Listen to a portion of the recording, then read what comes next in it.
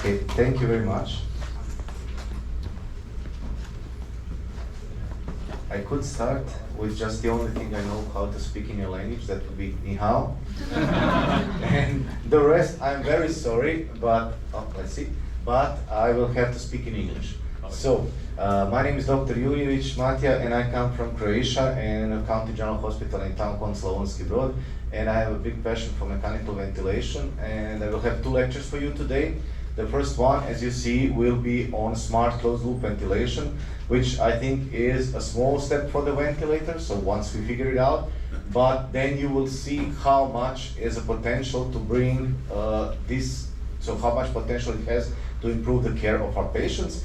And later I will have a second lecture on optimizing PRDS, reliable recruitment, PV curve, and so on, and I will throw this to you through a clinical case scenario. So let's start with our first lecture.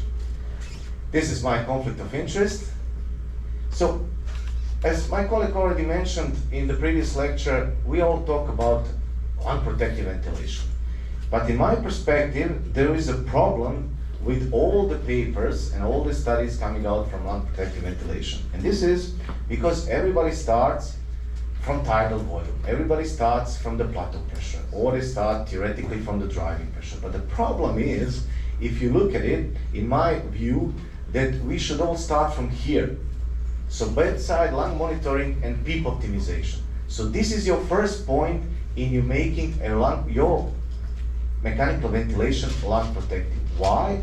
It's the same thing as you would sail, and then there is a storm. And the most important thing, if you want to keep yourself alive, is to have a good anchor. And the same point is in mechanical ventilation. The further you are away from lung volume optimization and the best PEEP, the more or the less beneficial will be any mode in the world you use, and any secondary best settings will not apply to the most of your lung. But we will talk about this later. That brings me to the second point, and this will be the topic of my second lecture, but we will now start from this point. Now, let's say we found our optimal PEEP. Now we have to set up our mechanical ventilation. And the second point is to optimize your mechanical ventilation for individual patient according to his individual lung mechanics. And then, of course, point number 3, does our patient care about tidal volume, respiratory rate, minute ventilation? Does his physiology care about that? Well, usually not. What his physiology cares about is the CO2 and oxygen, right? This is what drives our ventilation, and this is what we respond to. So we really need to optimize this, okay? And then, of course, remember, up to 40% of the time in mechanical ventilation can be dedicated to weaning and spot breathing, especially the weaning phase can be very tricky. And this is why I think it's feasible, to have an automated weaning protocol that's gonna do continuously what we do once we are at the bedside, okay? And let's see how we do it. So for step number 1, we will use PV tool and esophageal pressure, etc. I will show you later. For step number 2, I will use ASV. Why? Because it's the mode designed to provide minimum work of breathing and a minimum force of breathing and a low mechanical power. That's number 1. And number 2, as I will show you, it will individually adjust to each one of your patient's lung condition separately. And then, of course, what I will show you, is step number 3 and 4 afterwards, how we set up ventilation oxygenation. So what is ASV by definition? So there is no magic behind it. We all know there is Chapman's classification of modes. So ASV is an advanced closed-loop control mode of mechanical ventilation designed to provide a user-set minimum minute ventilation with, and this is important, optimal breathing pattern based on the least work of breathing and a minimum force of breathing principle. And I will show you now what this means. This means that for starters, the only thing ASV really needs to know, and I think we will all agree, everybody's talking about this one, ideal body weight. So if I am relatively small, 168, and my ideal body weight would be 65 to 70 kilograms, and now I have 90, probably my lungs haven't decreased, right, in size. I'm just a bit fat. That's it. So we will target a minute ventilation to ideal body weight and then adjust the settings. This means for you that 100% of minute volume expresses basal ventilation requirements, meaning 100 ml per kilo of ideal body weight in adults. So if you have an ideal body weight of 75 kilograms, 100% of minute ventilation is 7.5 liters, okay? And this is your starting point. And then, of course, keep in mind, we can deliver this 7.5, 1 breath per minute of 7.5 liters, right? Theoretically, or we could do it like, let's say, 5 times 1.5 liter, 500 milliliters times 15, or 100 milliliters times 50. And this is all 7.5, right? So this is all 7.5. But my question for you is, how do you know where along this line is for each one of your patients the individual breathing pattern? So in any other mode, you have to set it manually, right? And you have to look for the optimal tidal volume, you use driving pressure, use plateau pressure, then you set a P, whatever. And then of course the respiratory rate, and you have to compensate, then you have to adjust the EI time, you don't want air trapping, right, etc., etc., etc. So it's very complicated. And then of course, you set it up. Do you care about only one patient in your ICU? Usually not. So you take care of 5, 10, 15, 20, right? And then of course you go away and something changes in your patient, because we know it's a dynamic process. How can you then be at 20 places or 15 places at the same time? You cannot, right? And you also have to eat and drink and sleep and go to toilet, whatever. So we cannot sit in front of the ventilator, one ventilator the whole day. So we need help from physiology. And this mode is designed to help us physiologically. So what happens now, we know that the work of breathing has a dependency according to respiratory rate. And we know that for each one of us individual lung conditions, there is a minimal work of breathing based on our elastic and resistive work of breathing within our lungs. Meaning, for a normal lung patient, this will probably be somewhere around 12 to 15 respiratory rates per minute. If you have, like in ARDS, decreased compliance, meaning increased elastance, then probably you will need more respiratory rate and less tidal volume for minimum work of breathing. And if you have an obstructive, this is to minimize the driving pressure, this is now back to physiology. And if you have an obstructive patient, like in COPD, what's their primary concern? Air trapping, so expiratory flow limitation, meaning that for these patients, the minimum work of breathing will be at a lower respiratory rate and a higher tidal volume, okay, for the same minute ventilation. So, and this is incorporated in ASV 1.1, and this is the Otis formula, with now also incorporating the so-called needs formula for the minimum force of breathing, aka minimal mechanical power, okay?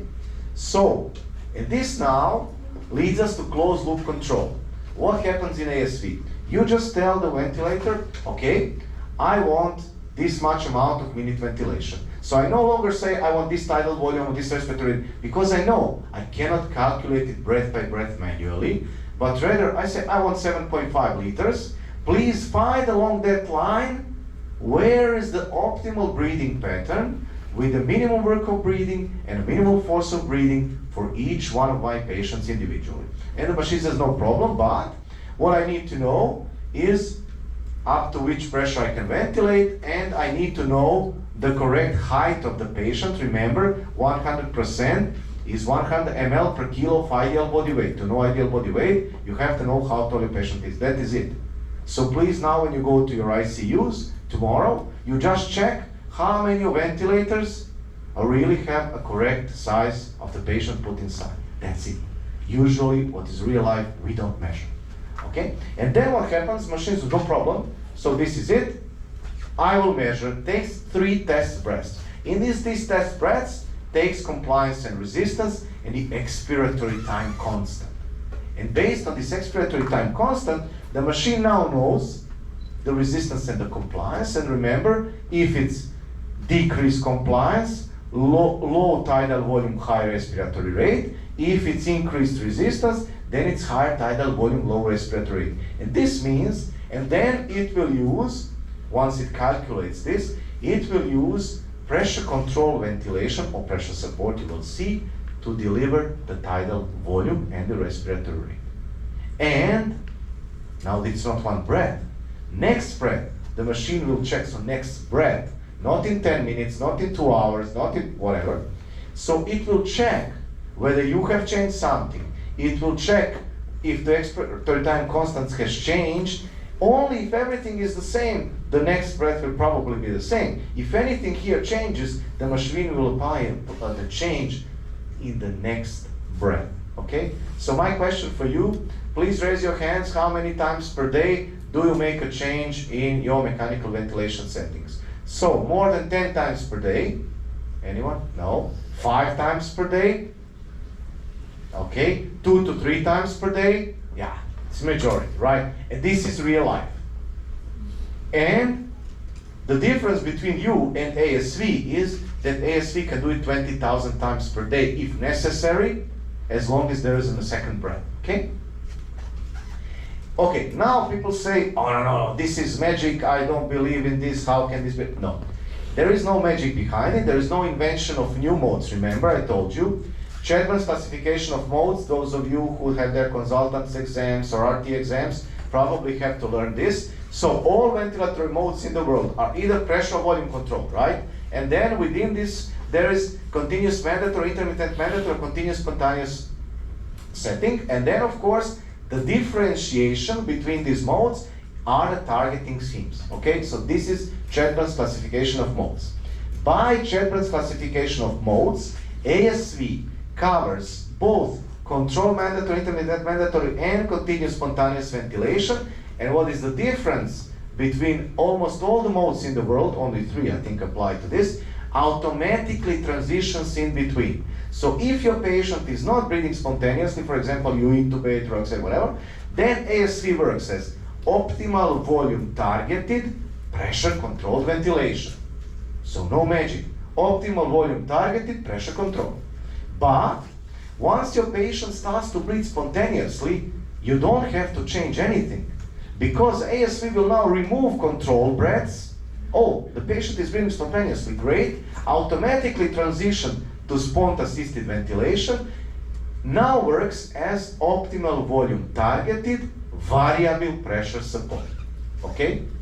So now tell me any mode in the world that can variate and optimize breath by breath? Of course not. This is why I chose to use this in my ICU every day. Okay, and now, not to make it all funny and nice, there are problems.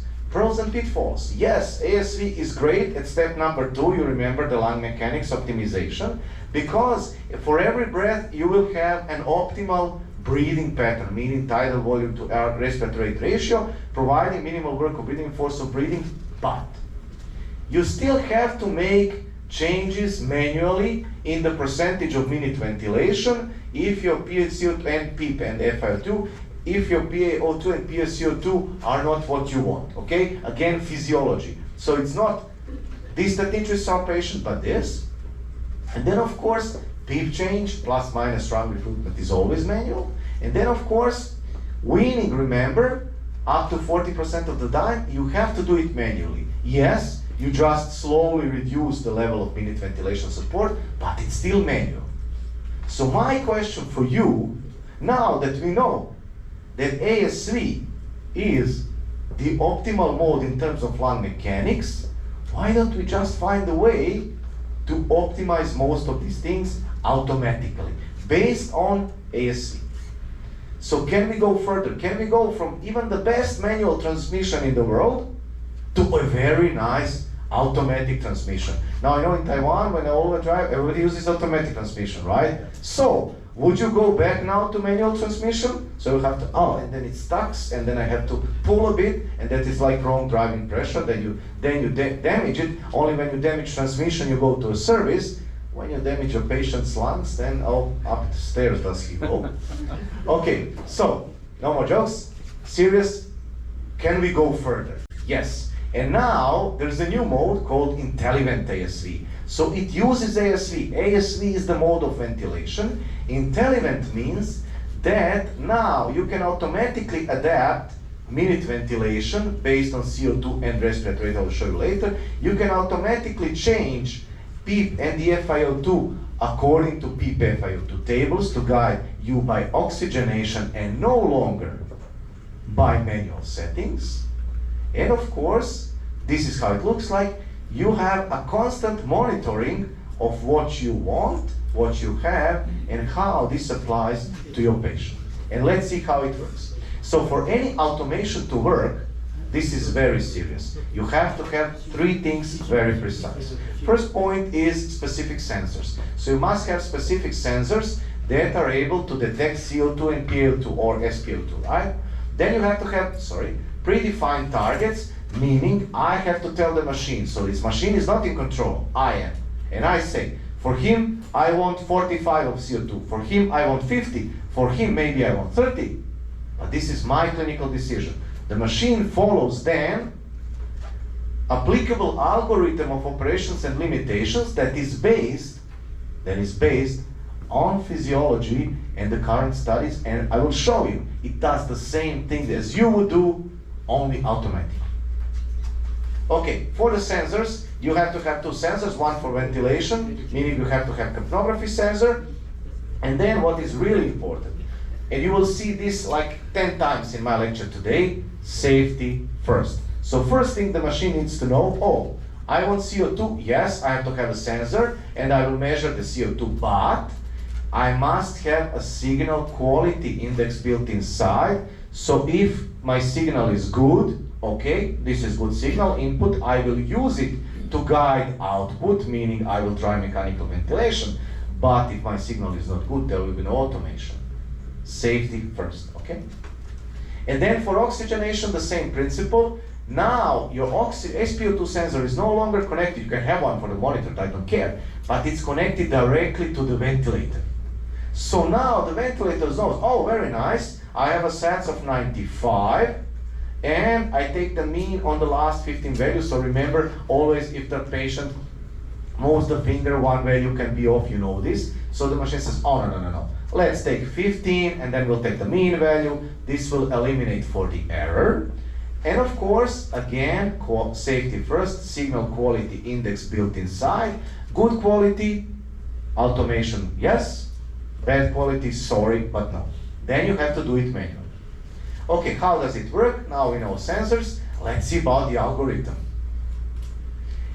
And INTELLiVENT-ASV has three algorithms built inside, okay? One algorithm is two are for ventilation, one is for oxygenation. So for ventilation, you have an algorithm for passive patients that is based primarily on CO2, okay?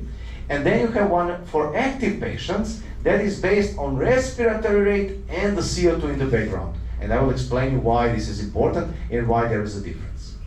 And how does it work? It's very simple. I say, for my dear colleague here, I would like a CO2 between 37 and 41. The machine says, no problem, calculates based on ASV, remember respiratory mechanics, okay, and sees that his CO2 is okay, good, I will continue with the minute ventilation that I have, okay, then for next I will check maybe the attending physician change something, and this will go again, remember, breath by breath, whether you are at the bedside or not, and this is very important. How does it work? Quite clear. Let's say I want for my colleague 37 to 45 of ETCO2, no problem, and this is my current PTCO2 value, and that is 47. And in my target zone is a little bit under this. So if you have a CO2 of 47 and you want 37 to 45, what would you do manually? So what would be a manual point? Probably you would somehow increase minute ventilation, right? Whether respiratory rate, whether tidal volume, again, you don't have to think about it now, because you know, if you increase minute ventilation in ASV, it's going to automatically apply the best point, the best combination of tidal volume and respiratory rate, meaning you would, of course, and this is so-called zone of minute ventilation increase, you would increase minute ventilation, and this is exactly what INTELLiVENT does. You see here this arrow pointing up. This means I am increasing minute ventilation, and you will see this number rising, okay? And vice versa. If you're down here, this means your CO2 is too low. This is minute ventilation, zone of minute ventilation decrease. So you would probably reduce minute ventilation, right? And it's the same thing that INTELLiVENT does. It shows you it reduces minute ventilation. That's it. Okay. In passive patient, it's an adaptation of breath by breath 1 to 5% based solely on CO2. If it works with a good signal, then it can go from 70% to 200%, meaning it can ventilate up to 200% of minute ventilation. If you want by any chance more than that, you have to go manually. This is again safety first. And if the machine loses the signal, so CO2 signal is not okay, you will see that it goes red and says, okay, stop. Now please, you have to do it manually. Again, I'm ventilating in the background between 1 and 200. This means it's safety, the last value that was, but I will no longer perform automatic adaptation because my signal is not good. Please either take care of the signal or do it manually, okay? And this is what I call this little guy safety first, okay? Safety first. And of course, I'm relatively old. Most of you are very young, so you don't remember. We used to listen to radio stations, okay? And then when you look for a radio station, then you have this tuning button. And then you tune and you find your radio station with your favorite music, but there is still little crackling, so it's not very nice. And then there is the button called fine tuning that does very little adjustment, so you do fine tuning until you have your favorite radio station without crackles. So, and this is the same algorithm INTELLiVENT applies. So once you are in the target zone, for example here between 40 and 50, remember, you don't want anywhere between 40 and 50, you want exact middle. And this is 45, right? So what's the machine now going to do? It's going to go into fine-tuning mode, and again we'll adjust minute ventilation, but very, very, very slowly. Just by 1% every couple of minutes, okay? Why? Because now we know that we are somewhere near, but we just don't want to go too far or left or right. We want to have exactly 45, no problem. I will just go slow. Should something change, CO2 rises or drops, the machine back increases to normal algorithm. And this is how it works. You see 1%. Okay, and now it gets tricky. So, what about active patients? Remember, I told you that in ASV, you don't have to change anything. Your patient starts to breathe spontaneously. ASV automatically changes to spont, right? Okay, so now the problem is, if I have a CO2 only as governing parameter, okay, and my patient is in distress, and he breathes up, okay, is the CO2 going to go right or down?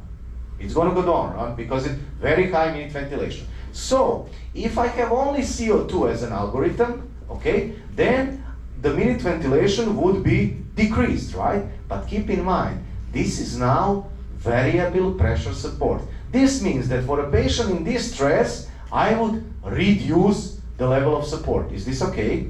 Well, probably not. Because if he's in distress, probably he needs a little more help, right?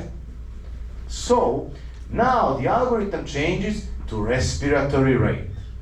Meaning, now the ASV calculates the optimal, remember, it can calculate in spont, the optimal respiratory rate for minimal work of breathing and force of breathing, takes this as a down parameter, and takes a calculator for the upper parameter up to which it is safe not to intervene in further helping the patient, and then you have your target range of spont respiratory rate, okay?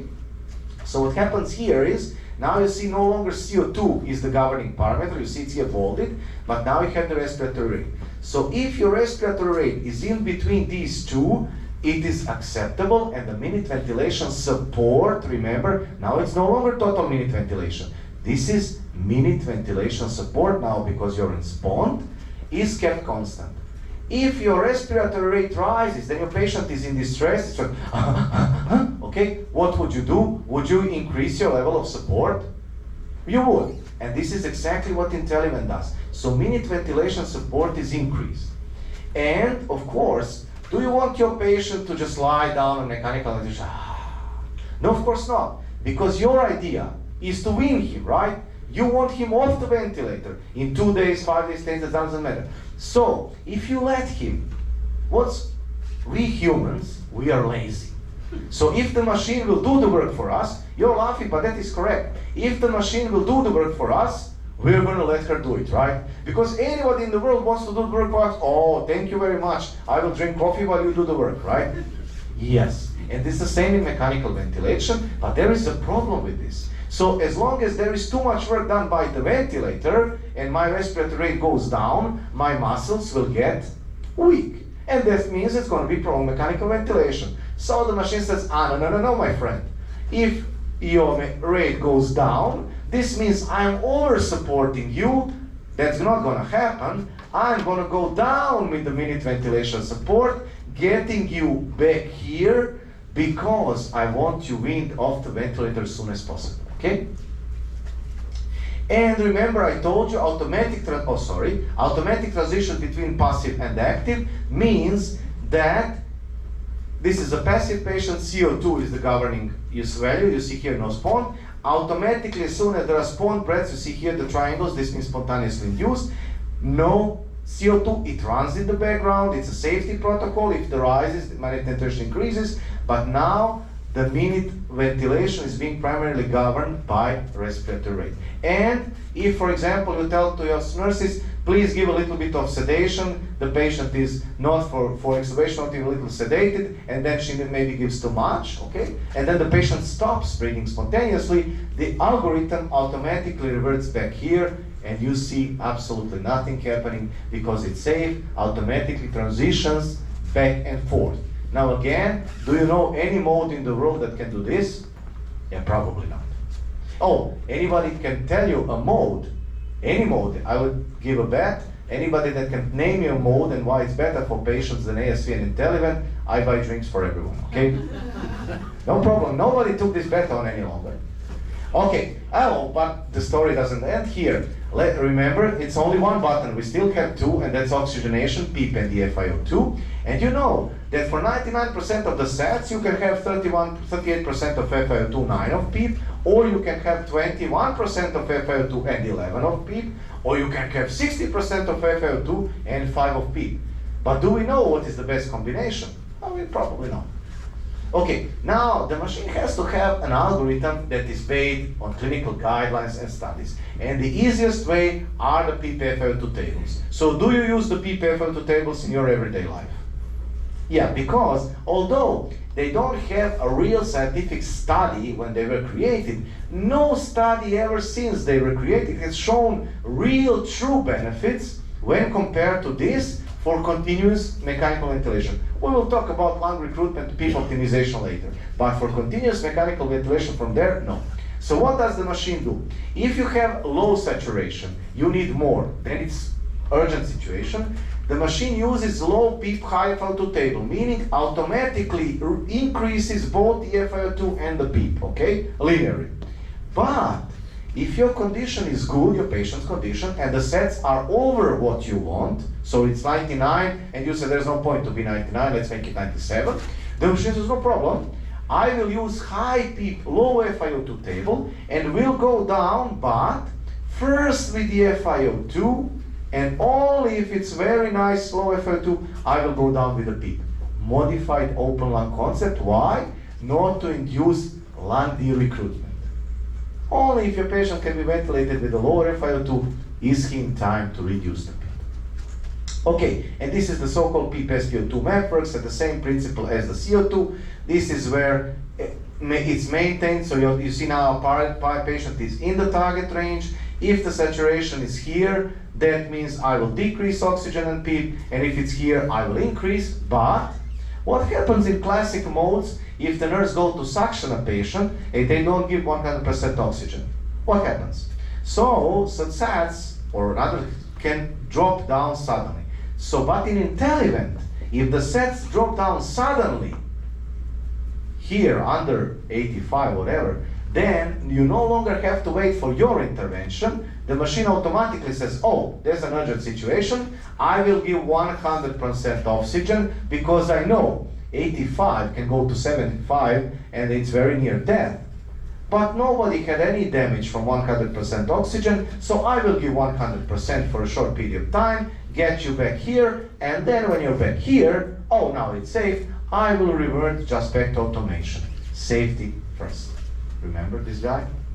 Okay, now as it runs, remember, as in ASV, it's breath by breath by breath by breath.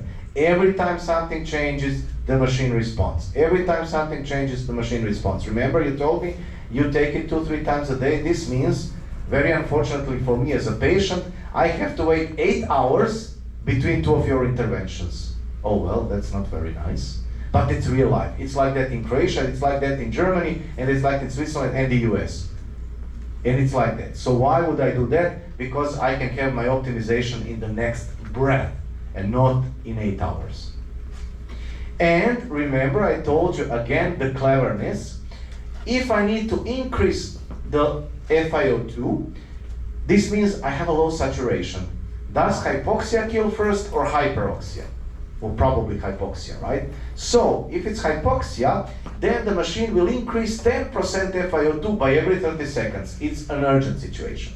But if I have too much FiO2, too high saturation, the machine says, oh, no problem, I will decrease FiO2, but by 5% every 60 seconds. Why? You're now in a good condition. 2 minutes are not going to make a change, but I don't want to go to hypoxia by too quickly removing FiO2, so I'll just slowly go down.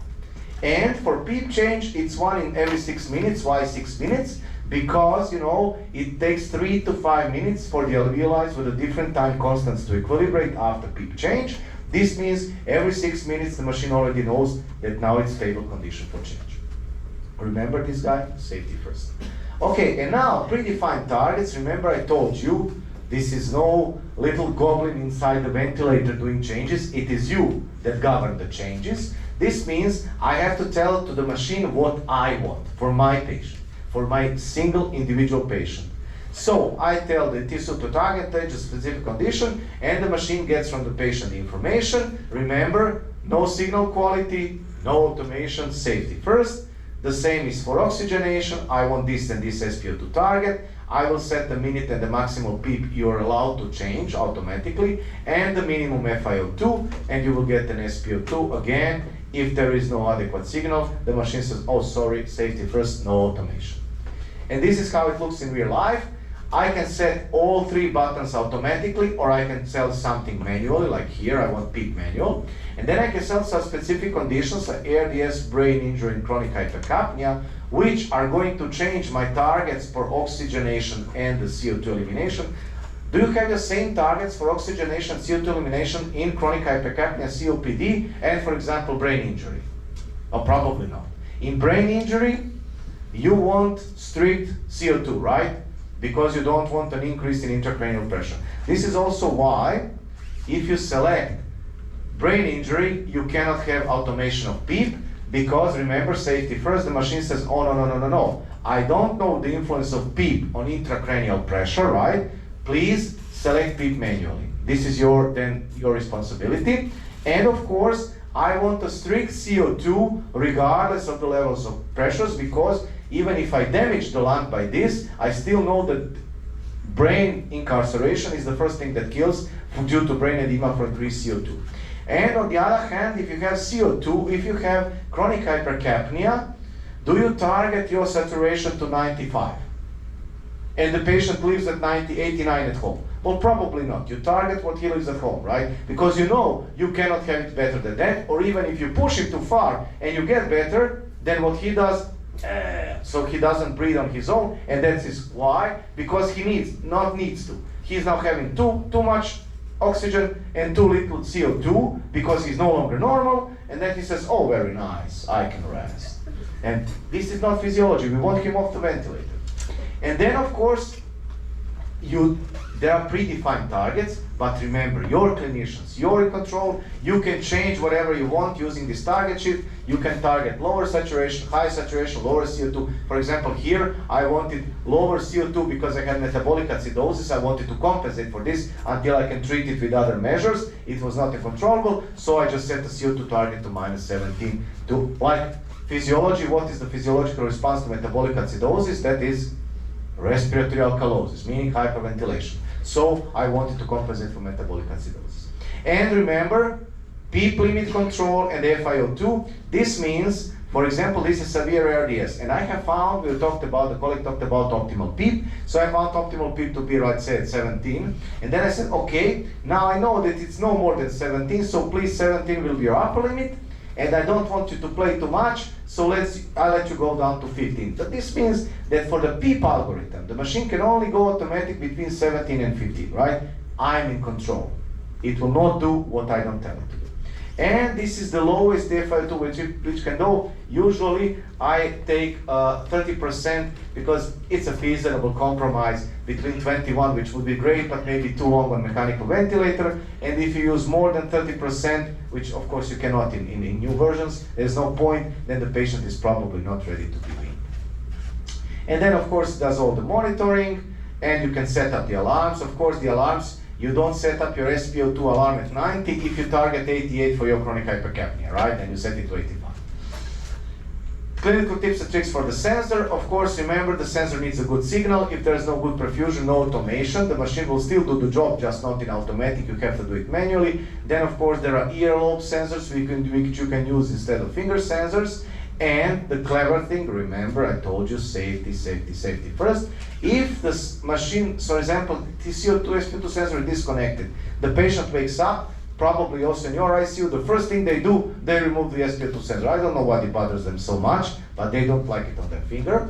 So, and the machine says, oh, the SpO2 is disconnected, you see, no automation, this is manual PEEP.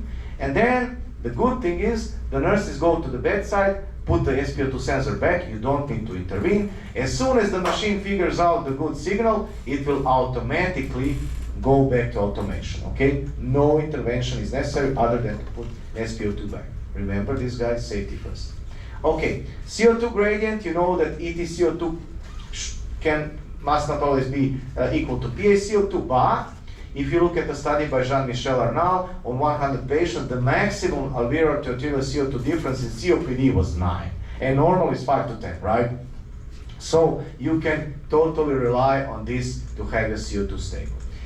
Again, the SpO2 targets that are preset by the ventilator are not an invention. They are based on clinical guidelines published in the studies, the British Thoracic Society, for example, brain injury guidelines. Then you have British Thoracic Society and guidelines for brain injury. For chronic hypercapnia, GOLD guidelines, again, British Thoracic. So everything is based on the guidelines in terms of targets that you can then change, because I'll see you in my second lecture, I'm not a big fan of guidelines.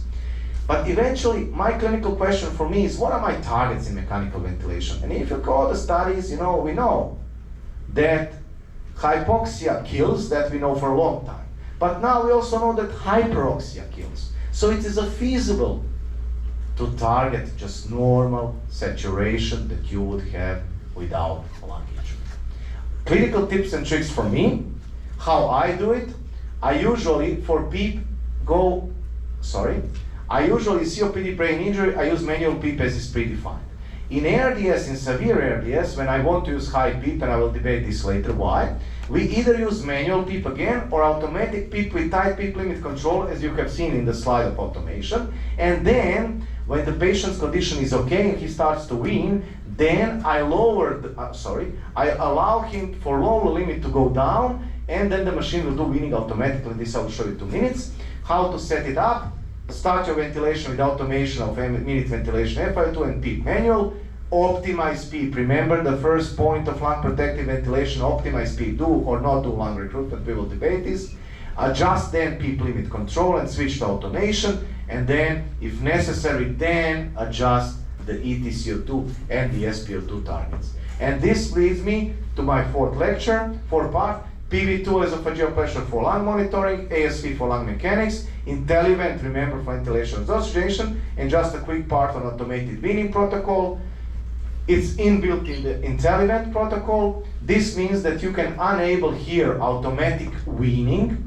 This means for the machine, oh, nice, I can do automatic SBT. What this means is that the machine will observe patient's condition and respond breathing. And if this condition is stable, the machine will eventually go to spontaneous breathing trial and perform a spontaneous breathing trial all automatically, okay?